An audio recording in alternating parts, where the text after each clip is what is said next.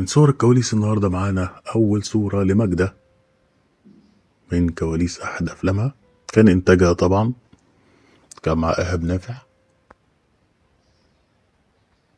كان مع شكري سرحان. آسف، هي كانت متجوزة إيهاب نافع بس مش في الفترة دي.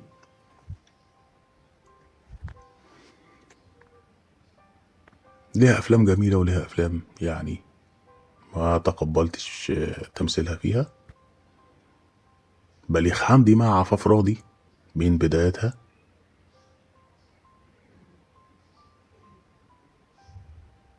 صورة يمكن مش واضحة شوية لعفاف راضي. عندنا صورة لباربرا سترايسد وعمر الشريف.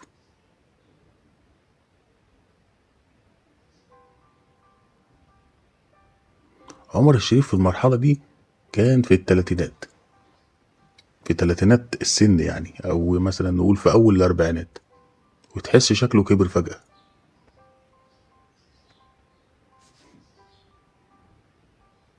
صورة من الكواليس: سعاد حسني، كمال الطويل، هاني مهنا.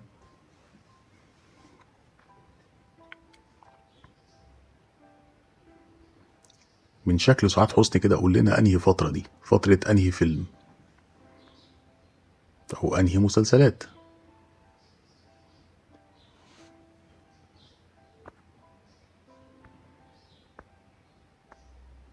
كمال الطويل طبعا أكتر الملحنين اللي لحنوا لسعاد حسني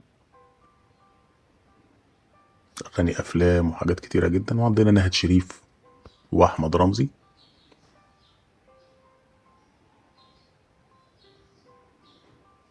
يعني نهاد شريف مثلا مع تحفظنا على الإغراء الكبير اللي كانت بتعمله في أفلامها، لكنها كانت بتعمل جو كده في الفيلم، جو مرح يعني.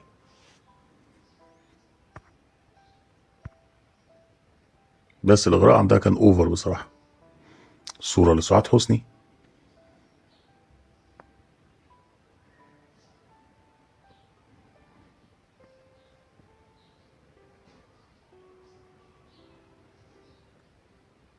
بالمناسبة ده مش كواليس الزوجة التانية خالص، ده كواليس أوبريت كانت عمل.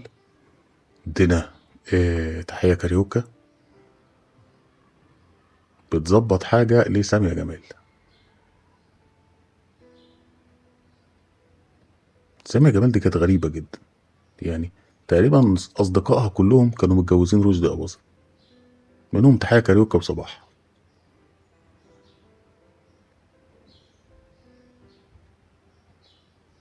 يمكن ثقة برضو لأنها طولت جدا مع رشدي أباظة أكتر منهم، محدش عارف.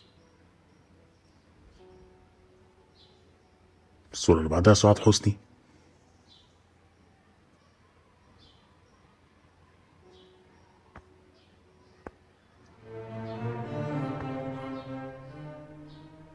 دي حاجاتها جميلة.